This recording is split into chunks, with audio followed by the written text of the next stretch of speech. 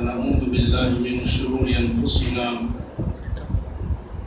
ومن سيئات أعمالنا من يهده الله فلا مضل له ومن يضلل فلا هادي له وأشهد أن لا إله إلا الله وحده لا شريك له وأشهد أن محمدا عبده ورسوله يا أيها الذين آمنوا اتقوا الله حق تقاته ولا تموتن إلا وأنتم مسلمون يا أيها الناس اتقوا ربكم الذي خلقكم من نفس واحدة وخلق منها زوجها وبث منهما رجالا كثيرا ونساء واتقوا الله الذي تساءلون به والأرحام إن الله كان عليكم رقيبا يا أيها الذين آمنوا اتقوا الله وقولوا قولا سديدا يصلح لكم أعمالكم ويغفر لكم ذنوبكم ومن يطع الله ورسوله فقد فاز فوزا عظيما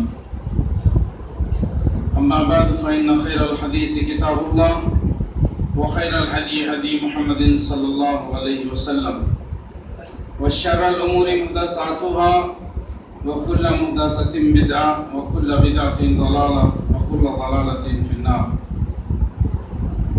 أعوذ بالله السميع العليم من الشيطان الرجيم من همزه ونفخه ونفثه بسم الله الرحمن الرحيم فإن آمنوا بمثل ما آمنتم به فقد اهتدوا وإن تولوا فإنما هم في شقاق فسيكفيكهم الله وهو السميع العليم. رب اشرح لي صدري ويسر لي أمري واحلل عقدة من لساني يفقهوا قولي سبحانك لا علم لنا إلا ما علمتنا إنك أنت العليم الحكيم.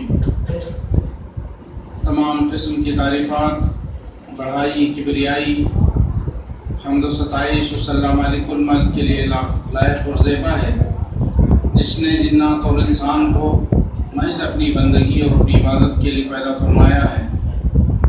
جنات اور انسان کی تخلیق کا واحد مقصد یہی ہے کہ وہ بارگاہ رب العالمین میں آیا کریں، اسی کے آگے اپنی جبین نیاز کو، اپنی پیشانی کو جھکایا کریں، اسی کے آگے اپنی کمروں کو رکوع کی حالت میں خم کریں یعنی جھکایا کریں، اور اسی کے آگے اپنے دست سوال کو، اپنے ہاتھوں کو پھیلایا کریں، اسی کی تکبیر کی صداؤں کو بلند کریں، اسی کی تکبیر کی آوازوں کو بلند کریں، اور اسی کی تسبیح کے گیت گایا کریں۔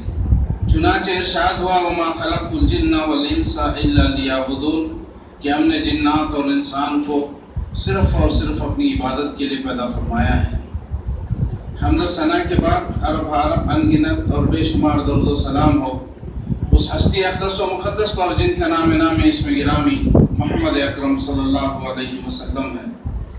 وہ ذات مبارکہ مقدسہ مطہرہ کہ رب کائنات نے جنہیں رحمت کائنات بنا کر مبعوث کیا، بھیجا،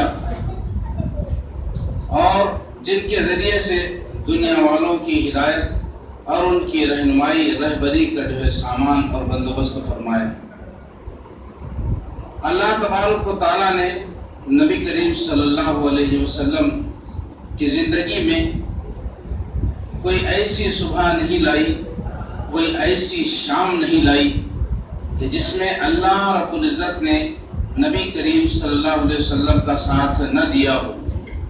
ہر گھڑی، ہر لمحہ، ہر وقت اللہ تبارک و تعالیٰ نے نبی کریم صلی اللہ علیہ وسلم کا ساتھ دیا، اور ہر معاملے میں اللہ تبارک و تعالیٰ نے نبی کریم صلی اللہ علیہ وسلم کی رہنمائی کی، ان کو صحیح راستہ بتایا، اور لوگوں کو بتانے کا سلیقہ اور ڈھنگ اور طریقہ بھی اللہ تبارک و تعالیٰ نے نبی کریم صلی اللہ علیہ وسلم کو بتایا۔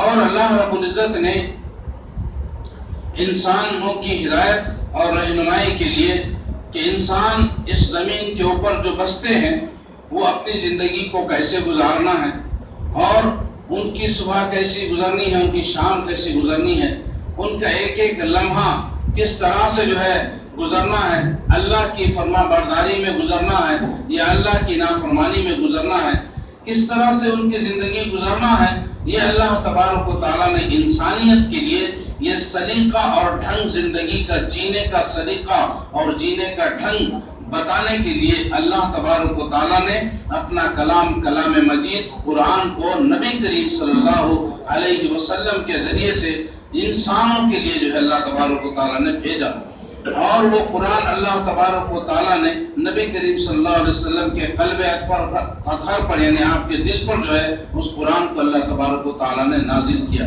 یہ قرآن ایک ایسی کتاب ہے جس کو اللہ تبارک و تعالیٰ اگر پہاڑوں کے اوپر نازل کر دیتا تو پہاڑ عاجز رہتے، یعنی کہ پہاڑ اگر قرآن کے اوپر اللہ نے قرآن کو پہاڑوں پہ اگر نازل کرتا تو یہ پہاڑ ریزہ ریزہ ہو جاتے، لیکن اللہ کے رسول صلی اللہ علیہ وسلم کے دل پر اللہ تبارک و تعالیٰ نے قرآن کو اتارا۔ کس لیے قرآن کو بھیجا؟ کہ تاکہ لوگ زندگی گزارنے کا طریقہ ان کو معلوم ہو، ان کو معلوم نہیں ہے، اور کتاب بھی بھیجا، اور کتاب کے ساتھ جو ہے معلم کو بھی بھیجا، استاد کو اور ٹیچر کو بھی بھیجا۔ تو اللہ کے رسول صلی اللہ علیہ وسلم جو ہے یہ ٹیچر ہیں اس کتاب کے قرآن کے۔ آدمی ایک کتاب خود ہی سے پڑھتا ہے تو اس کا سمجھنے کا انداز الگ ہوتا ہے، لیکن کسی استاد سے جب پڑھتا ہے تو اس کے سمجھنے کا ڈھنگ اور سلیقہ وہ معاملہ الگ ہوتا ہے۔ اسی لیے اللہ تبارک و تعالیٰ نے خالی کتاب کو جو ہے نہیں ڈال دیا میں کتاب تمہارے پاس بھیج رہا ہوں اس کو پڑھ لو اس پر عمل کر لو، نہیں، بلکہ اللہ تبارک و تعالیٰ نے کتاب کو بھی بھیجا اور اس کتاب کو سمجھانے کے لیے ٹیچر کو بھی بھیجا، معلم۔ اور وہ ٹیچر کون ہے؟ میرے اور آپ کے مقتدی محمد رسول اللہ صلی اللہ علیہ وسلم۔ تو آج کا جو میرا عنوان ہے وہ ہے اسلام کو کیسے سمجھیں۔ انشاءاللہ قرآن اور سنت کی روشنی میں، قرآن اور حدیث کی روشنی میں اسلام کو کیسا سمجھنا ہے یہ آج ہم دیکھنے کی کوشش کریں گے۔ جو حضرات باہر ٹھہرے ہوئے ہیں ان سے میری ادبانہ گزارش ہے کہ وہ مسجد کے اندر تشریف لا لیں۔ جو لوگ کام میں لگے ہوئے ہیں ان کو 2-4 آدمیوں کو چھوڑ دیں، لیکن جو لوگ باہر ٹھہرے ہوئے ہیں گپ شپ مار رہے ہیں یا کچھ بھی کر رہے ہیں تو وہ آ کر کے مسجد کے اندر بیٹھ جائیں، اور جو لوگ ہیں تھوڑا سا قریب ہو جائیں، کیونکہ آج ہم اس چیز کو سمجھنے جا رہے ہیں جس کی ہمیں اشد ضرورت ہے، بہت ضروری چیز ہے یہ کہ اسلام کو کیسا سمجھنا۔ ہم اسلام کو نہیں سمجھے نا، اگر اسلام کو ہم سمجھتے تو آج مسجد میں جگہ نہیں رہتی جگہ، نہیں سمجھے اسلام کو، تو وہ اسلام کو کیسا سمجھنا انشاءاللہ وہ دیکھنے کی کوشش کریں گے۔ جو لوگ ٹیک لگا کر کے بیٹھے ہیں ان سے میری ادباً گزارش ہے کہ آ جائیں، وہ بچوں کے ساتھ وہ موبائل وغیرہ چھوڑ دیں، میرے بھائی تھوڑی دیر کے لیے چھوڑ دیں، اللہ کے واسطے بھائی چھوڑ دیں بھائی، یہ موبائل ہمارے کو ستیہ ناش کر دیتا ہے، ستیہ ناش، نہ مسجد ہے نہ بازار ہے نہ مکان ہے۔ ہاں موبائل اچھی بھی چیز ہے اگر آپ اس سے اچھا کام لیں گے تو۔ آپ موبائل میں جو ہے نیٹ کھول کر کے قرآن پڑھیے، احادیث نکال کر کے پڑھیے، دین کی باتیں پڑھیے، نیٹ سے سوال کیجئے، آپ کو جو علم نہیں ہے ایسے کام کے لیے آپ موبائل کو استعمال کر سکتے ہیں۔ لیکن میرے بھائی ہم گیم کھیل رہے ہیں، اللہ اکبر، اللہ کا گھر یار، اللہ کا گھر ہے، اللہ کا گھر میں ہم گیم کھیل، ہم یہ گیم کھیلنے کے لیے اللہ کے گھر کو بھی نہیں چھوڑے تو کیسا کروں؟ اللہ ناراض نہیں ہوتا، غضب نہیں ہوتا اللہ کا؟ اللہ ہم سب کی حفاظت فرمائے۔ تو ذرا قریب آ جائیں۔ اللہ تبارک و تعالیٰ نے اسلام یہ شریعت دے کر کے بھیجے نبی کریم صلی اللہ علیہ وسلم کے ذریعے سے، اور دے کر کے اللہ تبارک و تعالیٰ کیا بول رہے ہیں کہ اسلام کو ایسا سمجھنا، یہ اللہ سمجھا رہے ہیں۔ سمجھے کیا بولا اللہ تبارک و تعالیٰ؟ اگر وہ لوگ فَإِنْ آمَنُوا بِمِثْلِ مَا آمَنْتُمْ بِهِ فَقَدِ اهْتَدَوْا، اگر وہ لوگ اس طرح ایمان لاتے جس طرح تم لائے ہو تو اللہ تمہارے کو ہدایت دے دیتے، وہ ہدایت یافتہ ہو جاتے ہیں۔ وہ لوگ اس طرح ایمان لائے جس طرح تم لائے ہو۔ یہاں تم سے مراد کون ہے؟ محمد صلی اللہ علیہ وسلم۔ یہاں تم سے مراد کون ہے؟ کس کو بول رہا اللہ تبارک و تعالیٰ؟ مجھے یا آپ کو نہیں۔ یہ قرآن اترتے وقت کون لوگ تھے اللہ کے نبی کے ساتھ؟ صحابہ کرام۔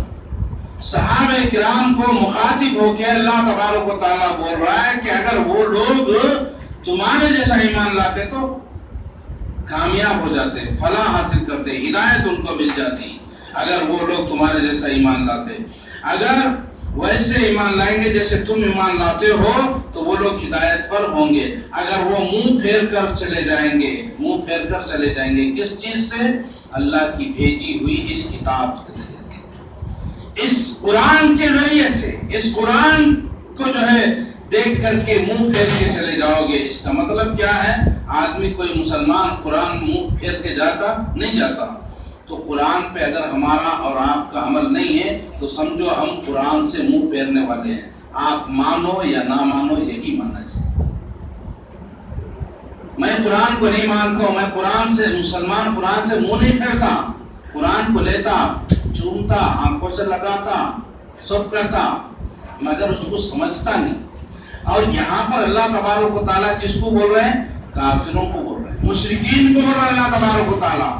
مشرکین کو بول رہا، وہ لوگ اگر تمہارے جیسا ایمان لاتے تو وہ ہدایت یافتہ ہوتے۔ مشرکین کو بول رہا۔ تو یہ آیت اگر ہم ہمارے اوپر ڈال کر کے دیکھیں گے تو یہ فٹ ہو رہی ہے نہیں ہو رہی؟ یہ دیکھیے، ٹھنڈے دماغ سے سوچیں گے کیا ہمارا ایمان صحابہ کے جیسا ایمان ہے؟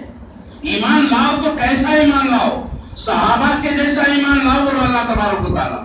اور صحابہ کا ایمان کیسا تھا؟ ایمان لا لیا، اسلام قبول کر لیے، کلمہ شہادت کا اقرار کر لیا، اشہد ان لا الہ الا اللہ وان محمدن رسول اللہ، اس کلمے کا اقرار کرنے کے بعد فوری ایک ایک چیز جو اللہ کے نبی صحابہ کو بتاتے فوراً زندگی کے اندر عمل آ جاتا۔ ایمان ویسا لاؤ، عمل ویسا کرو جیسا صحابہ کرام نے کیا تو تم کامیاب ہو جاؤ گے، چاہے وہ مشرک ہو، چاہے میں اور آپ مسلمان کیوں نہ ہو۔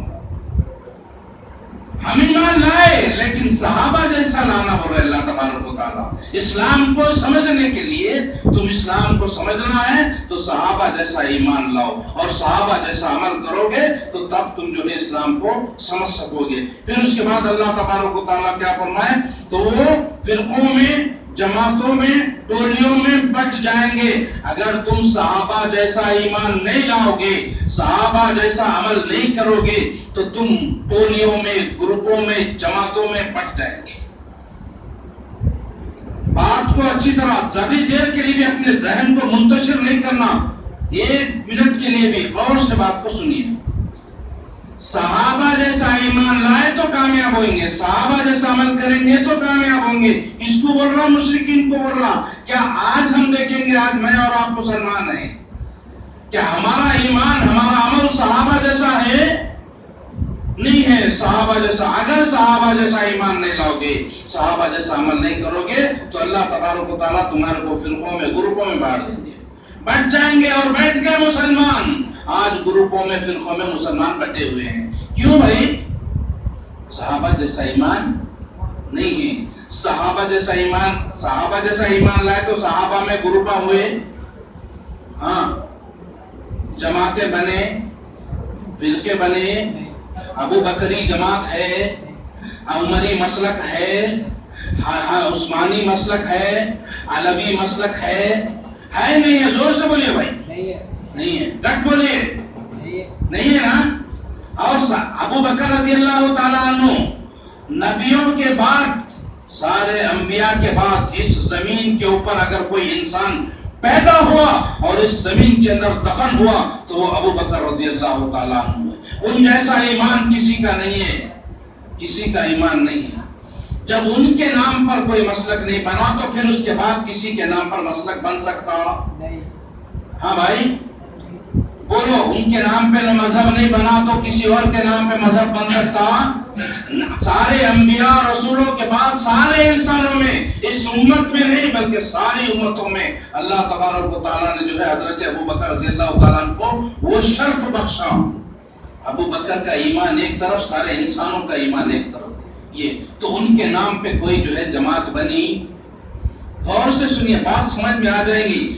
تعصب کو دل سے نکالیے تھوڑی دیر کے لیے، دماغ کو ذرا ٹھنڈا کر لیجئے، سمجھے نہیں؟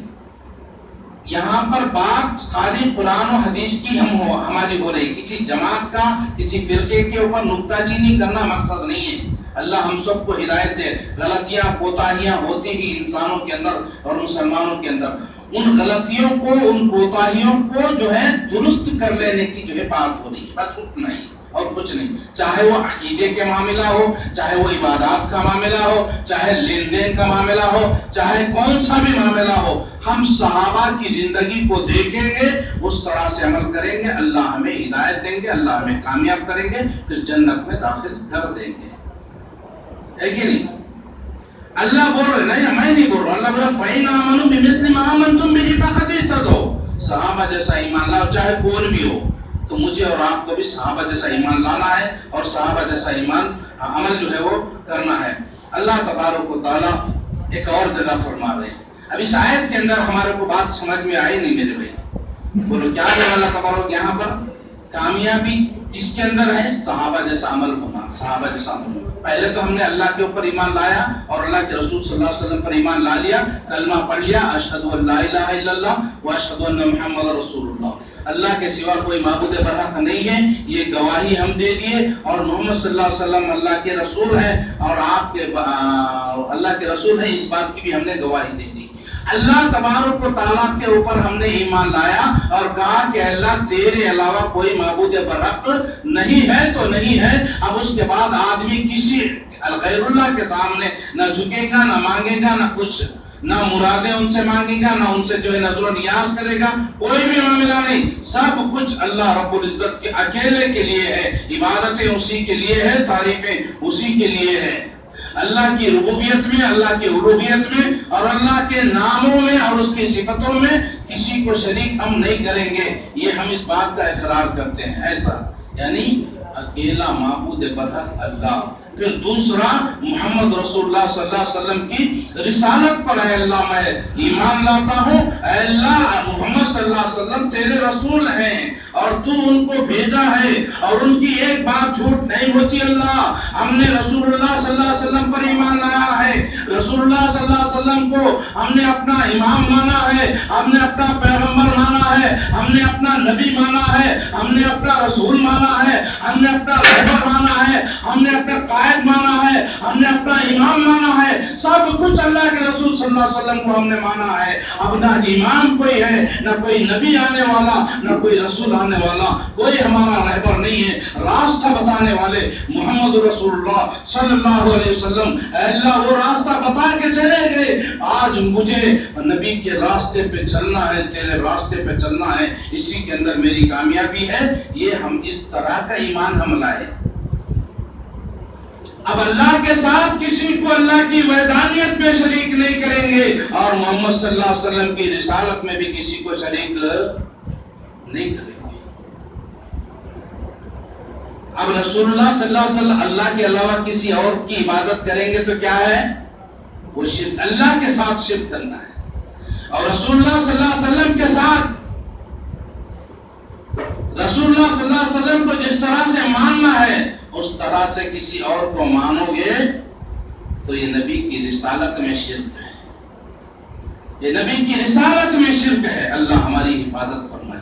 ہم نے اللہ کے ساتھ بھی شریک بنا لیا اور رسول اللہ کے ساتھ میں بھی شریک بنا لیا، رسول اللہ کی رسالت میں بھی شریک بنا لیا، اللہ کی الوہیت میں بھی ہم نے شریک بنا لیا۔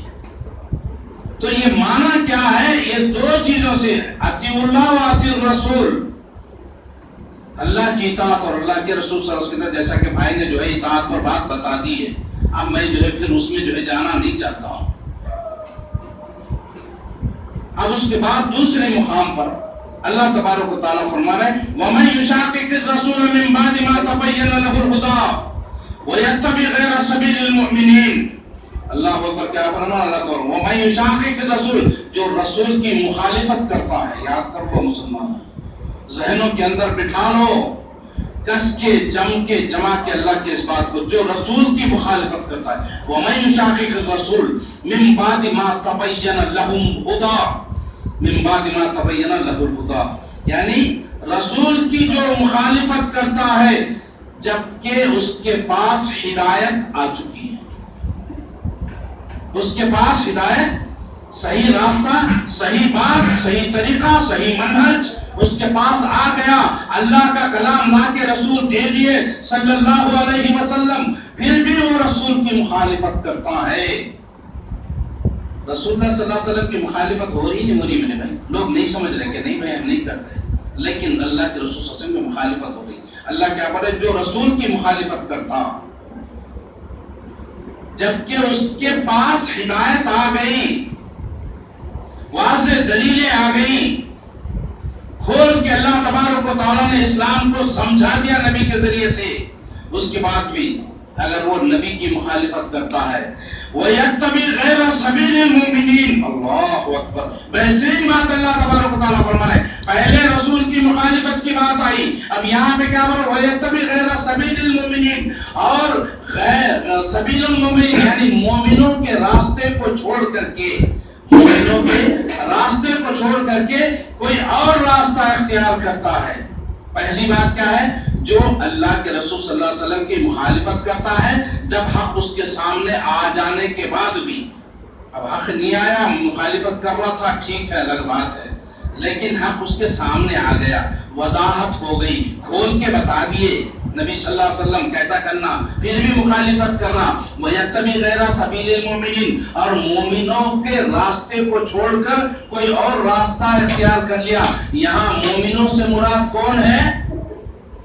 مومنوں سے مراد کون ہے؟ صحابہ کرام رضوان اللہ علیہم اجمعین۔ اس آیت کے اندر بھی اللہ بول رہے کہ تمہارے جیسا ایمان لائے تو تم کامیاب ہو جاؤ گے، صحابہ جیسا ایمان لائیں گے تو کامیاب ہو جائیں گے۔ پھر یہاں پر اس آیت کے اندر اللہ کیا بول رہے ہیں کہ مومنین کے راستے کو چھوڑ کے، یعنی صحابہ کے راستے کو چھوڑ کے تم دوسرا راستہ اختیار کر لو گے تو اللہ تبارک و تعالیٰ کیا فرما رہے ہیں؟ نُوَلِّهِ مَا تَوَلَّى نُوَلِّهِ مَا تَوَلَّى وَنُصْلِهِ جَهَنَّمَ، ہم اس کو ادھر ہی بھیج دیں گے، ہم اس کو وہ راستے پہ چھوڑ دیں گے، جا وہی راستے پہ جا، یہ اللہ رسول کا راستہ ہے، تو جانا چاہتا ہے اس راستے پہ جا، ہم تجھے ادھر ہی ڈھکیل دیں گے، جا تو جا، تو چاہتا ہے وہ راستہ، تجھے رسول کا راستہ نہیں چاہیے، تو رسول کی مخالفت کرتا ہے، تو مومنین کا راستہ چھوڑ کے، صحابہ کا راستہ چھوڑ کے تو دوسرے لوگوں کے، صحابہ کے بعد والوں کے راستے پہ تو چل رہا ہے۔ کتنا کھلے آئے تھے میرے بھائی، وضاحت کے ساتھ۔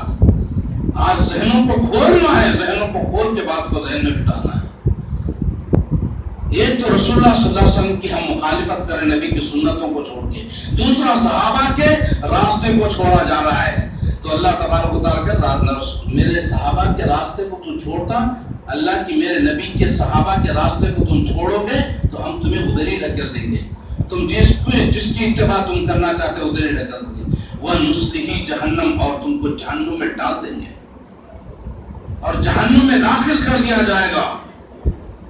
وَنُصْلِهِ جَهَنَّمَ وَسَاءَتْ مَصِيرًا، اور یہ جہنم بڑا برا ٹھکانہ ہے۔ اللہ تبارک و تعالیٰ دیکھیے ان آیتوں کے اندر، دونوں آیتوں میں اللہ کے رسول صلی اللہ علیہ وسلم کی ایک تو مخالفت کی بات آئی، دوسری صحابہ کی، صحابہ جیسا ایمان لانا ہے اور صحابہ کے راستے کو چھوڑ کر کے کسی اور کے راستے کو اختیار نہیں کرنا چاہیے۔ اب غور کیجئے آیت پر کیا، یہ آیت میں اللہ تبارک و تعالیٰ دو باتیں بتا رہے ہیں۔ اگر کسی نے دو کام کیے، پہلا کام رسول اللہ صلی اللہ علیہ وسلم کی مخالفت، پہلا کام کیا ہے؟ اللہ کے رسول صلی اللہ علیہ وسلم کی اگر کوئی مخالفت کرا، اور دوسرا کام کیا ہے کہ صحابہ کے راستے کو چھوڑ کر کے دوسرا راستہ اختیار کیا، تو یہ دو باتیں اس کے اندر ہیں، یہ دو چیزیں اگر کسی نے اختیار کی ہے تو اس کے لیے کیا ہے؟ اس کو جہنم ہے۔ نبی کی مخالفت کرنا، صحابہ کے راستے کو چھوڑنا، یہ دو کام اگر کوئی کرتا ہے، اب سوچ لے کہ میرا طریقہ کیا نبی کے طریقے پہ مطابق ہے، صحابہ کے منہج پہ میں ہوں، صحابہ کے راستے پہ میں ہوں یا نہیں ہوں، یہ ڈھونڈ کر کے فیصلہ کر لینا۔ اگر آپ کو معلوم ہو جائے کہ میں نہیں ہوں تو پھر راستے پہ آ جائیے، اللہ گناہوں کو معاف کر دیں گے، اللہ توبہ کو قبول کرنے والا ہے۔ اسی طرح سے اللہ تبارک و تعالیٰ نے انسانوں کو پیدا کیا، صرف پیدا نہیں کیا بلکہ ہماری زندگی کی ضروریات کو بھی اللہ تبارک و تعالیٰ پورا کر رہے ہیں۔ سمجھے، زندگی اللہ تبارک و تعالیٰ ہمیں دیا اور اس زندگی کی ضرورتوں کو بھی اللہ تبارک و تعالیٰ پورا کر رہے ہیں۔ زمین سے ہمارے لیے اناج نکالتا ہے، سورج، چاند، رات اور دن وغیرہ، یہ ساری چیزیں جو ہے اللہ تبارک و تعالیٰ نے یہ کس کے لیے پیدا کیا؟ میرے اور آپ کے لیے، انسانوں کے لیے پیدا کیا۔ تو انسانوں کو اللہ تبارک و تعالیٰ نے اپنے لیے پیدا کیا۔ جب اپنے لیے پیدا کیا تو تمہیں کیسا کرنا ہے؟ اللہ کو رہا کہ رسول کی مخالفت مت کرو، رسول کی اطاعت کرو اور صحابہ کے راستے پہ چلو، تو جو ہے اللہ تبارک و تعالیٰ تمہارے کو جنت دیں گے، ورنہ جو ہے کہاں جائیں گے؟ جہنم میں۔ انسان کو اس لیے پیدا کیا کہ اللہ تبارک و تعالیٰ کی عبادت کرے۔ بار بار ہر خطبے میں، ہر بیان میں میں یہ آیت بولتا ہوں، وما خلقت الجن والانس الا لیعبدون۔ اللہ تبارک و تعالیٰ ہمارے کو، یہ آیت میں پڑھتا ہوں تو جو ہے کبھی پڑھتے ہیں وہ کہ نہیں سمجھنی، یہ مین آیت ہے، اصل مقصد بتاتا ہوں میں پہلے، مقصد کیا ہے، کیوں پیدا کیا اللہ تبارک و تعالیٰ، خالی ایسا پیدا کر کے نہیں چھوڑ دیا۔ اگر میرے بھائیوں میں اور آپ اللہ کی عبادت نہیں کریں گے، یہ جانور ہے، جانور بھی جو پیدا ہوا زندگی چل رہا، جہاں بولے وہاں چل رہا، جیسا من میں آئے پھر رہا، روڈوں پہ چل لے رہا، وہ باغوں میں گھس رہا، وہاں چل لے رہا، اس طرح سے اس کی زندگی، جانور کی زندگی گزر جا رہی ہے۔ اگر میں اور آپ اللہ کی عبادت نہیں کریں گے، اللہ کی نافرمانی کریں گے، تو میرے بھائیوں یہ جانور سے بھی بدتر ہو جائیں گے، جانور سے بھی بدتر ہو جائیں گے۔ جانور تو بھی جو کبھی سجدہ کر لیتا اللہ کا، وہ بھی اللہ کی عبادت کرتا ہے، تسبیح کرتا ہے، ساری مخلوق اللہ کی تسبیح کر رہی۔ تو ہمیں جو ہے زیادہ سے اشرف المخلوق جو بنایا، تو ہماری ذمہ داری ہے کہ زیادہ سے زیادہ جو ہے اللہ کی عبادت میں ہم لگنا ہے۔ اسی طرح سے آج جو ہمارا موضوع ہے، اسلام کو کیسے سمجھے، اللہ کے دین کو ہم صحیح طریقے سے کیسے سمجھنا ہے۔ یہ اس لیے بھی ضروری ہے کہ آج دین کے نام پر بہت ساری جماعتیں آج مسلمانوں کے اندر آ گئی، مسلمانوں میں جماعتیں آ گئی نا، تو کیسا سمجھنا مسلمان جماعت، اسلام کو کیسا سمجھنا؟ یہ جماعت والا بھی بول رہا مسلمان، یہ جماعت والا بھی مسلمان، یہ جماعت والا مسلمان، اور اب تک 73 فرقے اللہ کے رسول کو دیے، میری امت کے 73 فرقے ہو جائیں گے، کلہم فی النار، سارے کے سارے جہنم میں جائیں گے، الا واحدہ، سوائے ایک کے۔ صحابہ پوچھے اللہ کے رسول صلی اللہ علیہ وسلم، وہ ایک کون ہے جو جنت میں جائیں گے؟ تو اللہ کے رسول صلی اللہ علیہ وسلم نے کسی جماعت کا نام نہیں لیا۔ کیوں نہیں لیا؟ کسی جماعت کا نام نہیں لیا۔ اللہ کے رسول صلی اللہ علیہ وسلم یہ نہیں بولا کہ اہل حدیث جنت میں جائیں گے، اللہ کے رسول یہ نہیں بولا کہ فلانی جماعت جنت میں جائیں گے، فلانی جماعت، کسی جماعت کا نام نہیں ہے۔ کیوں نہیں لیا اللہ کے رسول صلی اللہ علیہ وسلم؟ جماعت کا نام نہیں لیا کیونکہ اس وقت کوئی جماعت تھی نہیں، اس وقت کیا تھی؟ یہ ساری جماعتیں جو آج ہیں اس وقت نہیں تھی۔ اللہ کے رسول صلی اللہ علیہ وسلم نے صفت بیان کر دی کہ وہ جماعت، وہ آدمی، وہ لوگ کیا کریں گے تو جنت میں جائیں گے۔ ایک صفت بتا دیے، کیا صفت بتائے؟ ما انا علیہ و اصحابی، جس پر میں اور میرے صحابہ ہیں، میرا اور میرے صحابہ کا طریقہ، میرے اور میرے صحابہ کا منہج جو ہے، اس پر جو رہے گا وہ جنت میں جائے گا، جو اس پر رہے گا وہ جنت میں جائیں گے، اس کے علاوہ سارے جہنم میں جائیں گے، اللہ کے رسول صلی اللہ علیہ وسلم کا فرمان ہے۔ اب عقیدے کو جو ہے باپ لے لیجیے، عقیدے کا معاملہ لے لیجیے کہ اسلام نے جو عقیدہ پیش کیا وہ عقیدہ آج دنیا کے سارے مسلمانوں میں نہیں پایا جاتا۔ جو اللہ تبارک و تعالیٰ نے عقیدہ نبی کے ذریعے سے بھیجا اور نبی کریم صلی اللہ علیہ وسلم نے جو عقیدہ صحابہ کو بتایا تو صحابہ کرام نے آگے اس عقیدے کو پہنچایا، تو آج کیا ساری جماعتوں کے اندر، سارے مسلمانوں کے اندر ایک ہی عقیدہ ہے نہیں ہے، سارے مسلمانوں میں وہ عقیدہ نہیں پایا جاتا، بلکہ عقائد میں بڑا اختلاف ہے، مختلف قسم کے عقیدے جو ہے آج لوگوں کے اندر ہے۔ اللہ کے بارے میں دیکھیں، مختلف قسم کے عقیدے لوگوں کے بارے میں، لوگوں کا عقیدہ ہے کہ اللہ تبارک و تعالیٰ کو، کوئی کہتا کہ اللہ جو ہے، کوئی کہتا کہ عرش پہ ہے، کوئی کہتا اللہ ہر جگہ پہ ہے، کوئی کہتا اللہ مسلمانوں کے دل کے اندر ہے۔ میرے بھائیوں، یہ اللہ تبارک و تعالیٰ، یہ الگ الگ عقیدے مسلمانوں کے، ایک اللہ کے بارے میں، ایک اللہ کے بارے میں مسلمانوں کے مختلف عقیدے ہیں، کوئی کہتا عرش پہ ہے، کوئی ہر جگہ ہے، کوئی جو ہے دل کے اندر ہے۔ تو صحیح کیا ہے؟ کیسا سمجھے ہم کس جماعت کی بات کو ہم صحیح سمجھیں؟ اہل حدیث کی بات کو ہم کیسے صحیح سمجھیں؟ کسی اور جماعت کی بات کو کیسے صحیح سمجھیں؟ اللہ تبارک و تعالیٰ نے منہج بتا دیا، طریقہ بتا دیا اسلام کو سمجھنے کا۔ فَإِنْ آمَنُوا بِمِثْلِ مَا آمَنْتُمْ بِهِ فَقَدِ اهْتَدَوْا، صحابہ جیسا ایمان لاؤ تم کامیاب ہو جائیں گے۔ اب صحابہ کے منہج سے، صحابہ کے سمجھ سے، اور اللہ کے رسول صلی اللہ علیہ وسلم نے جو بتایا صحابہ نے وہی لیا. صحابہ بھی اپنی طرف سے کوئی باتیں بتا کر کے اسلام میں پیش نہیں کی. جو اللہ کے رسول صلی اللہ علیہ وسلم نے بتایا صحابہ وہی لوگوں تک بات کو پہنچائے.